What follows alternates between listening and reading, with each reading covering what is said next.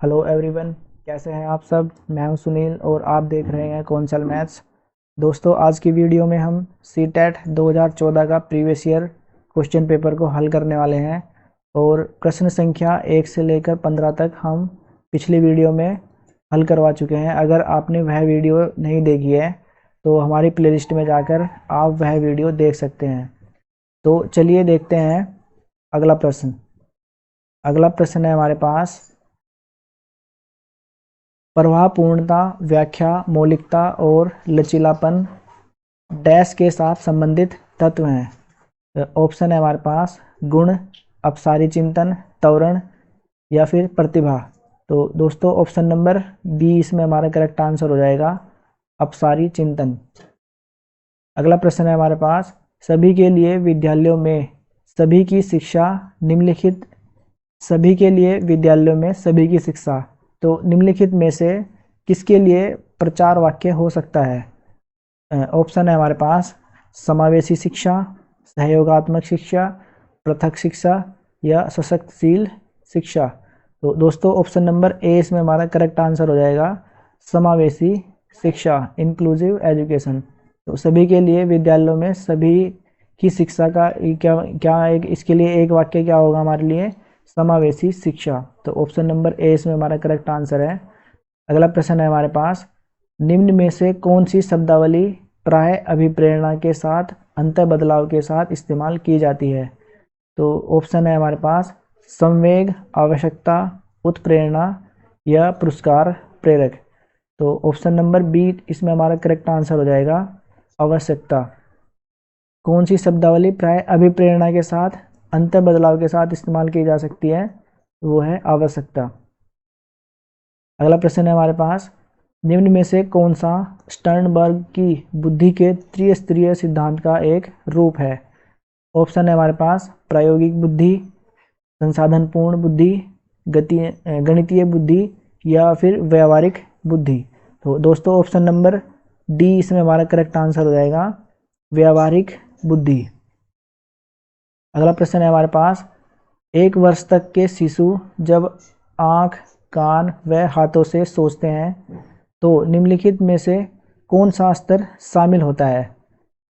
पूर्व संक्रियात्मक स्तर, इंद्रियाजनित गामक स्तर, अमूर्त संक्रियात्मक स्तर या मूर्त संक्रियात्मक स्तर। तो दोस्तों, ऑप्शन नंबर 20 में हमारा करेक्ट आंसर हो जाएगा, एक वर्ष तक के बच्चों की बात कर रहे हैं तो इंद्रियाजनित गामक स्तर। तो ये चार ऑप्शन दिए हमारे पास, ये चारों प्याजे के जो सिद्धांत हैं, संज्ञानात्मक सिद्धांत, उसी में से ये वाला क्वेश्चन दिया है हमें। तो सहस्वावस्था से संबंधित है ये, सहस्वावस्था। तो दोस्तों, ऑप्शन नंबर 20 में हमारा करेक्ट है, इंद्रिय जनित गामक स्तर। अगला प्रश्न है हमारे पास, वाइगोत्स्की के सिद्धांत में निम्नलिखित के वाइगोत्स्की के सिद्धांत में विकास के निम्नलिखित में से कौन से पहलू की उपेक्षा होती है। तो ये बताना है, सांस्कृतिक, जैविक, भाषाई या फिर सामाजिक। दोस्तों, ऑप्शन नंबर 20 में हमारा करेक्ट आंसर हो जाएगा, जैविक। अगला प्रश्न है हमारे पास, छात्राएं छात्राएं अपनी उम्र के लड़कों की तरह गणित में अच्छी हैं, अपनी उम्र के लड़कों की तुलना में स्थानिक अवधारणाओं में कम कुशलतापूर्ण निष्पादन करती हैं, भाषिक और संगीत संबंधी क्षमताएं रखती हैं, गणित के सवाल अच्छे से सीखती हैं, लेकिन उन्हें तब कठिनाई आती है जब उनसे उनके तर्क के बारे में पूछा जाता है। तो और दोस्तों, ऑप्शन नंबर ए इसमें हमारा करेक्ट आंसर है, अपनी उम्र के लड़कों की तरह गणित में अच्छी हैं। ऑप्शन नंबर ए इसमें हमारा करेक्ट आंसर है। अगला प्रश्न है हमारे पास, ग्रेड अंकों से कैसे अलग हैं। तो ये बताना है, यह प्रश्न निम्न में से किस प्रकार के प्रश्नों से संबंध रखता है। यह प्रश्न किस प्रकार के प्रश्नों से संबंध रखता है, तो ये बताना है कि किस प्रकार का प्रश्न है ये, विश्लेषणात्मक है या फिर मुक्त अंत वाला, समस्या समाधान या अपसारी। तो दोस्तों, ऑप्शन नंबर ए इसमें हमारा करेक्ट आंसर हो जाएगा, विश्लेषणात्मक। अंक और ग्रेड और अंकों की बात हो रही है तो क्या है, विश्लेषण का विश्लेषण पूछ रखा है इन्होंने इसमें, तो विश्लेषणात्मक, ऑप्शन नंबर ए इसमें हमारा करेक्ट आंसर है। अगला प्रश्न है हमारे पास, शब्दों में अक्षरों के क्रम को पढ़ने में कठिनाई का अनुभव करना और अक्सर चाक्षुष स्मृति का ह्रास डैश से संबंधित है, ये बताना है। इसमें से अक्षरों और शब्दों और अक्षरों को क्रम से पढ़ने, देखो पढ़ने में पूछ रहे हैं, तो दोस्तों ऑप्शन नंबर ए डी इसमें हमारा करेक्ट आंसर हो जाएगा।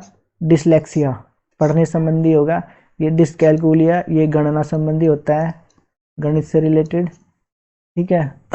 और डिस्ग्राफिया ये बोलने संबंधी होता है, पढ़ने बोलने और लिखने। डिस्ग्राफिया ये लिखने संबंधी होता है। तो ऑप्शन नंबर डी इसमें हमारा करेक्ट आंसर है। अगला प्रश्न है हमारे पास, रिया कक्षा में पिकनिक तय करने हेतु ऋषभ से सहमत नहीं है। वह सोचती है कि बहुमत के अनुकूल बनाने के लिए नियमों का संशोधन किया जा सकता है।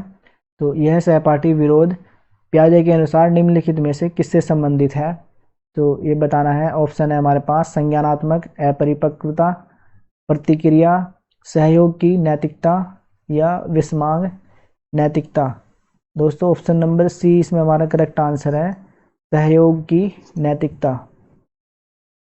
अगला प्रश्न है हमारे पास, वे शिक्षक जो विद्यालय आधारित आकलन के अंतर्गत कार्य करते हैं, तो बताना है। ऑप्शन है, उन्हें प्रत्येक शिक्षार्थी को प्रत्येक विषय में परियोजना कार्य देना पड़ता है, शिक्षार्थियों के मूल्यों और अभिवृत्तियों का आकलन करने के लिए रोजाना उनका सूक्ष्म अवलोकन करते हैं, व्यवस्था के लिए स्वामित्व की भावना रखते हैं, उन पर अधिक कार्य का बोझ रहता है क्योंकि उन्हें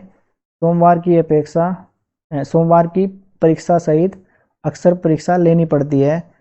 तो ऑप्शन नंबर सी इसमें हमारा करेक्ट आंसर है, व्यवस्था के लिए स्वामित्व की भावना रखते हैं। तो ऑप्शन नंबर सी इसमें हमारा करेक्ट आंसर है। अगला प्रश्न है हमारे पास, अल्बर्ट बेंडूरा के सामाजिक अधिगम सिद्धांत के अनुसार निम्न में से कौन सा सही है?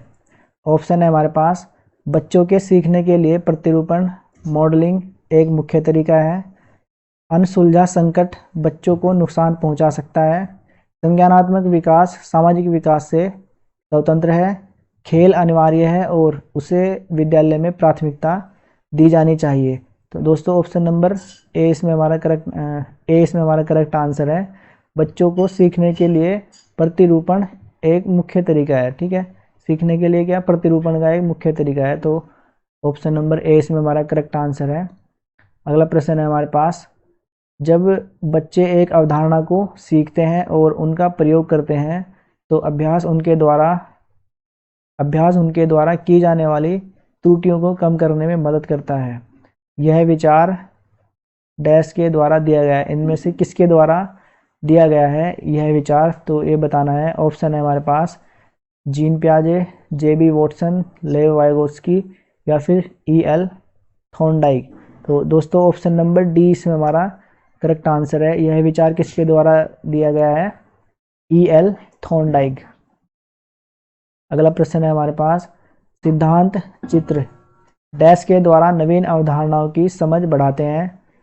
ऑप्शन है हमारे पास, विशिष्ट विवरण पर एकाग्रता केंद्रित करने, अध्ययन के लिए शैक्षणिक विषय वस्तु की प्राथमिकता तय करने, तर्कपूर्ण ढंग से सूचनाओं को व्यवस्थित करने की योग्यता को बढ़ाने या फिर विषय क्षेत्रों के बीच ज्ञान के स्थानांतरण। दोस्तों ऑप्शन नंबर सी इसमें हमारा करेक्ट आंसर हो जाएगा, तर्कपूर्ण ढंग से सूचनाओं को व्यवस्थित करने की योग्यता बढ़ाने। अगला प्रश्न है हमारे पास, निगमनात्मक तर्कणा में शामिल हैं। तो ऑप्शन है हमारे पास, विशिष्ट से सामान्य की ओर, ज्ञान का सक्रिय निर्माण और पुनः निर्माण, अन्वेषण परक सीखना और स्वतः खोजपरक संबंधी पद्धतियां, या सामान्य से विशिष्ट की ओर तर्कणा। तो दोस्तों ऑप्शन नंबर डी इसमें हमारा करेक्ट आंसर है, निगमनात्मक यानी कि निगमन विधि में क्या होता है, सामान्य से विशिष्ट की ओर चलते हैं, तो इसलिए ऑप्शन नंबर डी इसमें हमारा करेक्ट आंसर है। तो दोस्तों अगर आपको यह वीडियो अच्छी लगी है तो शेयर कीजिएगा अपने दोस्तों के साथ। और सब्सक्राइब कीजिए हमारे चैनल को।